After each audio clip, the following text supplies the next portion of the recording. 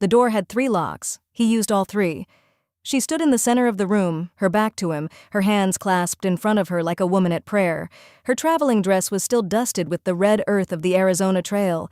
She hadn't bothered to change, neither had he. "You read my letter?" His voice came from behind her, low and rough, like stones grinding together in a deep well. "You underlined the parts that should have scared you away, and then you got on a stagecoach and traveled 500 miles straight into my territory." Ara Vance did not turn around. Her spine was straight, her shoulders back, every inch of her posture a lie she had been telling since the moment she stepped off that coach. She was not brave, she was not calm, but she had learned long ago that fear was a private thing. You kept it in your chest where no one could see it. "You knew exactly what you were walking into," he continued, and she heard him move closer. 1 step, 2. The floorboards creaked under his boots. "Don't pretend otherwise." "I'm not pretending anything, Marshal Sullivan." "Cade." She felt the heat of him before she felt his touch. He stopped just behind her, close enough that his breath stirred the loose hairs at the nape of her neck. She closed her eyes. "Cade," she whispered. His hand landed on her shoulder, heavy, warm, possessive in a way that had nothing to do with ownership and everything to do with promise. "Turn around," he said. "Look at me." She turned. He was taller than she remembered from the boardwalk. Or maybe the lamplight changed him. The hard lines of his face were sharper in the flickering glow, the shadows under his cheekbones deeper. His eyes were the color of a winter sky just before a storm, and they were fixed on her with an intensity that made her want to look away. She didn't. "There you are," he murmured. He tilted his head, studying her like she was a map he was trying to read. "You're scared." "I'm not." "Your hands are shaking." She looked down. They were. She curled her fingers into fists at her sides. "Fear and wanting look the same on a woman," he said. Same quick breath, same flushed throat, same way she can't quite keep still. His gaze dropped to her mouth. "Which one is this, Ara?" She could have lied. She could have stepped back, wrapped her arms around herself, done any of the 100 small things women did to protect the soft places inside them. But she had not traveled 500 miles to protect herself. She had traveled 500 miles to be claimed. "Both," she said. Something shifted in his face. Not a smile. Cade Sullivan did not smile. But the hardness cracked, just barely, and she saw what lived underneath. Hunger, patience. A man who had been waiting a very long time for something he had stopped believing he deserved. "Good answer," he said. He walked past her to the table in the corner. A bottle of whiskey sat there with 2 glasses. He poured a finger into each and pushed one toward her. "Drink." "I don't." "You do tonight." She picked up the glass. The whiskey burned her throat going down, and the heat spread through her chest like a slow fire. He watched her drink. When she set the glass down, he picked it up and finished the rest himself, his mouth where hers had been. "Tell me why you came," he said. "You know why." "I want to hear you say it." She thought about the letter, the one she had read so many times the paper had gone soft as cloth. He had not written like other men. No poetry about her eyes, no promises of a quiet life and a gentle hand. He had written about hunger, about the desert at midnight, about the way a woman looked when she finally stopped being afraid of what she wanted. "I won't court you," he had written. "I won't lie to you.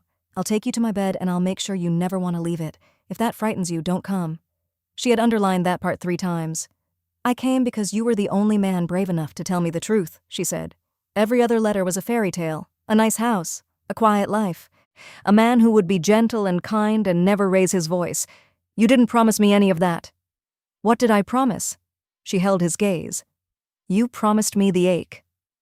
The room went very still. Even the lamplight seemed to hold its breath. "And?" he said. "And I want it." He set down his glass. She watched his throat move as he swallowed. "There's no going back after tonight," he said. "Tomorrow, the preacher comes. Tomorrow, you say yes in front of witnesses. But tonight, you say yes to me. Right here. Right now. And once you do, every part of you belongs to me. Your body, your voice, every sound you make." "I know." "I don't think you do." He stepped closer, close enough that she had to tilt her head back to keep his eyes. "I'm not a good man, Ara. I've killed. I've done things that would make you sick if you knew them. The only soft thing about me is this room, and that's because you put curtains in the windows. You noticed. I notice everything about you." His hand came up. His knuckles brushed her cheek, feather-light, and she felt that touch everywhere, in her throat, in her stomach, in the place between her thighs that had been aching for him since the moment she saw him standing on that boardwalk. "I notice the way you bite your lip when you're thinking," he said. "The way you hum when you cook, The way you look at me when you think I'm not watching." His thumb traced the line of her jaw. "You want me.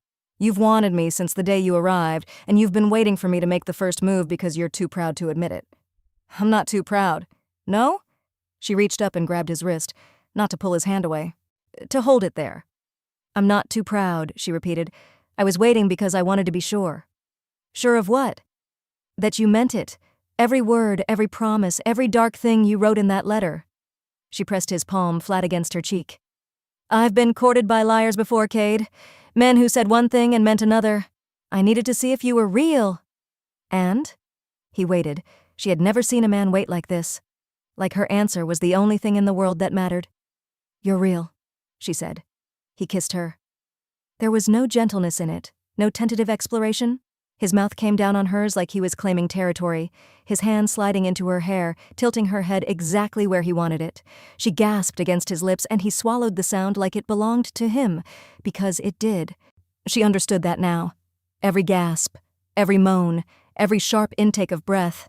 He had asked for them in his letter, and she had given them to him without knowing. From the first moment she read his words, she had been his.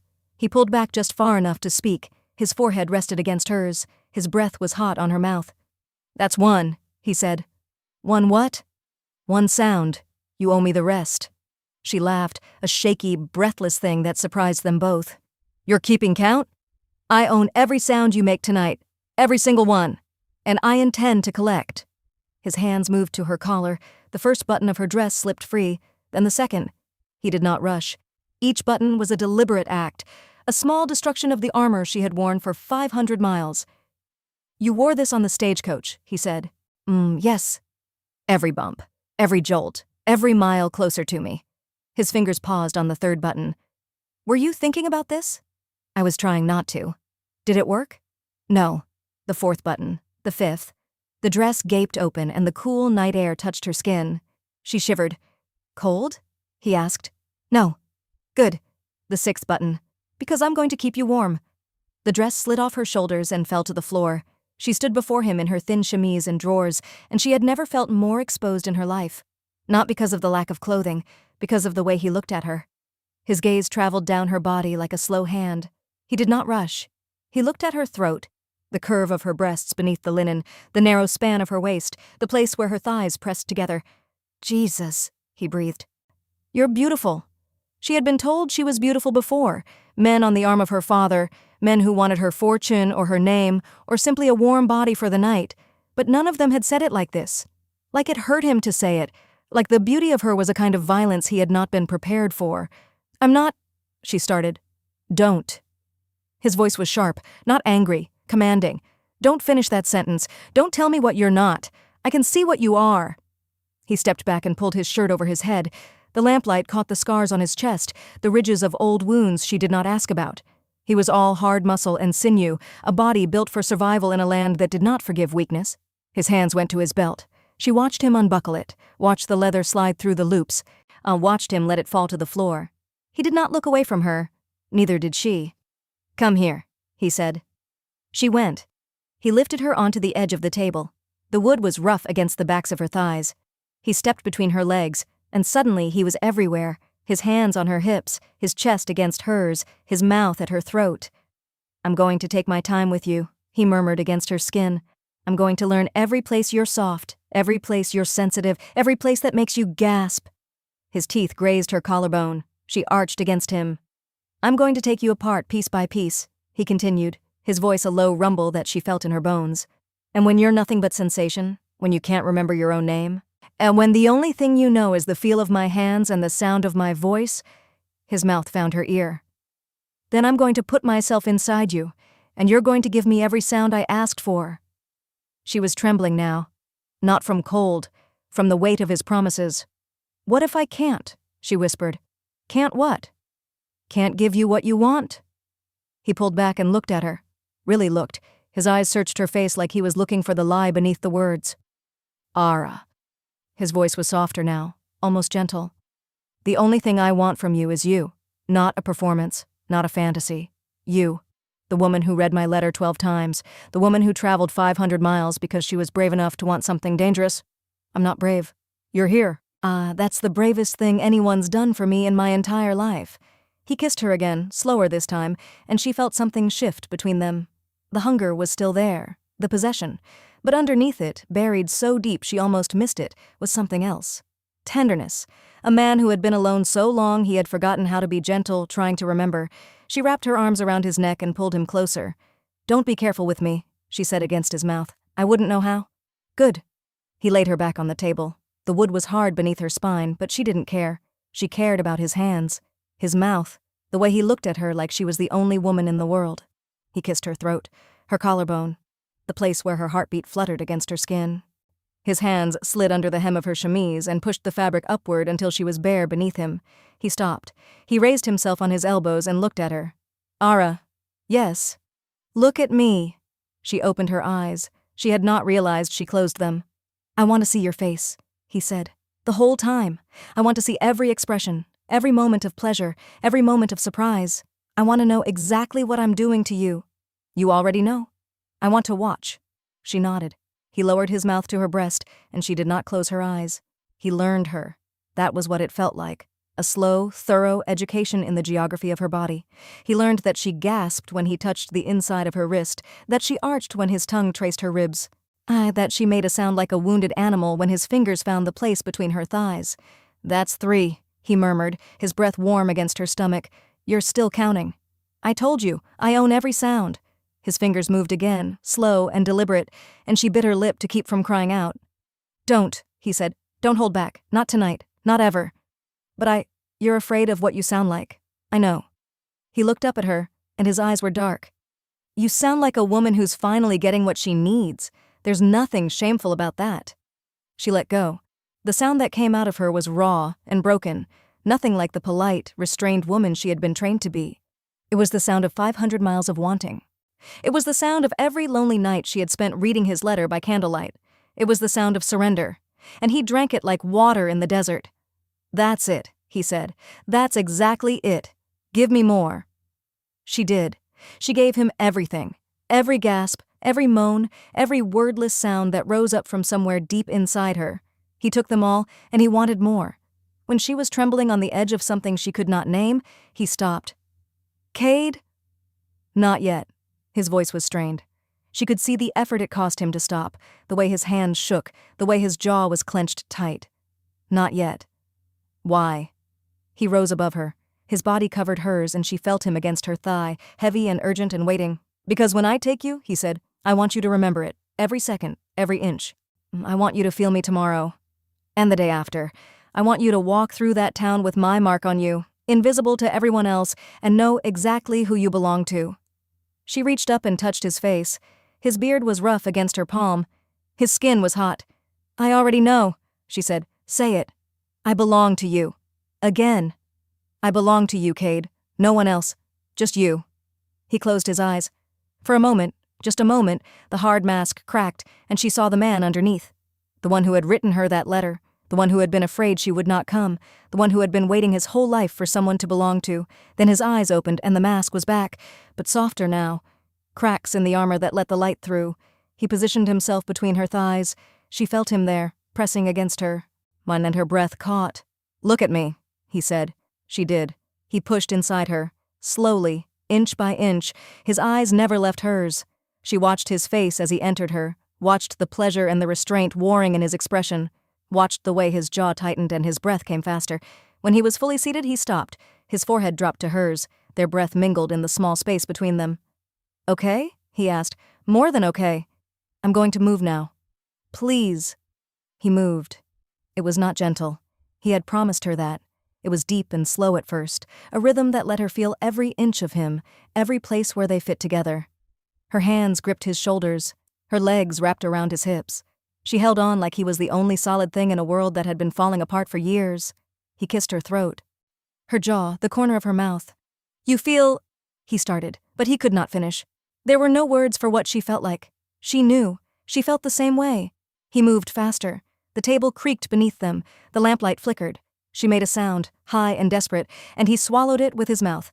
"That's 7, he said against her lips. "You're still counting. I told you. Every sound. She stopped trying to count. She stopped trying to do anything except feel. His hands on her hips, his mouth on her skin, his body moving inside hers like he was trying to become part of her. The pleasure built slowly, then all at once, a wave that started somewhere deep in her belly and spread outward until she could not breathe. "Cade, I know." His voice was ragged. "I know. Let go. I've got you." She shattered. The sound she made was not a word. It was not even a sound she recognized. It was pure sensation given voice, a cry that came from somewhere before language, somewhere animal and true. He followed her. His body stiffened above her, and he made a sound of his own, her name torn from his throat like a prayer. And then there was nothing but breathing, nothing but the two of them tangled together on the table in the lamplight, the desert dark pressing against the windows, the world outside forgotten. He pulled out slowly and gathered her against his chest. His heart hammered beneath her ear. She listened to it slow down, beat by beat, until it was steady again. "That was—" she started. "I know." She looked up at him. His face was different now. The hard lines were still there, the shadows, the scars of a life lived brutally. But something else had joined them, something soft, something that looked like hope. "Was it what you expected?" she asked. He considered the question. She watched him turn it over in his mind, a man who did not lie to himself any more than he lied to anyone else. "No," he said finally. "It was more." "More? I didn't know it could be like that. I didn't know I could feel like that." His hand traced lazy circles on her back. "I wrote you that letter because I needed a wife. A legal arrangement, someone who could stand up in court and make the town believe I was respectable." "I know. But that's not why you're here now." "No?" He tilted her chin up so she had to look at him. "You're here now because I want you. Not because I need you. Because I wake up in the morning, and the first thing I think about is whether you've already started the coffee. Because I watch you hang curtains and plant herbs and turn my fortress into a home, and I want to be worthy of it. You are worthy. I'm not, but I want to be." His thumb brushed her lower lip. "For you. I want to be good for you." She kissed his thumb. A small gesture. Almost nothing, but she felt him shiver. "You don't have to be good," she said. "You just have to be mine." His eyes went dark again. Not with hunger this time, with something deeper, something that looked like acceptance. "I am," he said. "I have been since you stepped off that stagecoach. I just didn't know how to say it." "Then don't say it." She reached up and pulled his mouth down to hers. "Show me." He lifted her off the table and carried her to the bed. The sheets were cool against her skin. He was warm. He covered her like a blanket, like a promise, like a home she had been searching for her whole life. "One more sound," he murmured against her ear. "Just one? One more tonight. Tomorrow we start again." She smiled. She had not known she could smile like this, like the future was something to look forward to instead of something to survive. "What sound do you want?" His answer was a kiss, and then another. And then she stopped asking questions and started giving him everything he wanted. The last sound she made that night was not a gasp or a moan or a cry. It was his name. And he owned that too. The desert sky was pale with dawn when she finally slept. He stayed awake, watching her breathe. His hand rested on the curve of her hip. Her hair spread across the pillow like spilled ink. He thought about the letter he had written her, the one where he had promised her protection and purpose and called it a bargain. He had meant it then. A transaction. A cold, hard arrangement between two people who needed something the other could provide. But somewhere between her arrival and this moment, the bargain had changed. He could not say exactly when. Maybe when she hung the curtains. Maybe when she cleaned the cut on his hand. Maybe when she looked at him in the lamplight and said, "I belong to you," like it was not a surrender but a gift. She stirred. Her eyes opened. She looked at him. "You're still awake," she murmured. "I was watching you." "That's not creepy at all." He laughed. It surprised them both. He could not remember the last time he had laughed. "Go back to sleep," he said. "I'll be here when you wake up." "Promise?" He thought about the word. Promise. He had made her a lot of promises in his letter. Protection, a home, a name. But this was the first one that felt like a vow. "Promise," he said. She smiled and closed her eyes. Her hand found his under the blanket. Their fingers laced together. The bargain was complete, but the story, he knew, was only just beginning.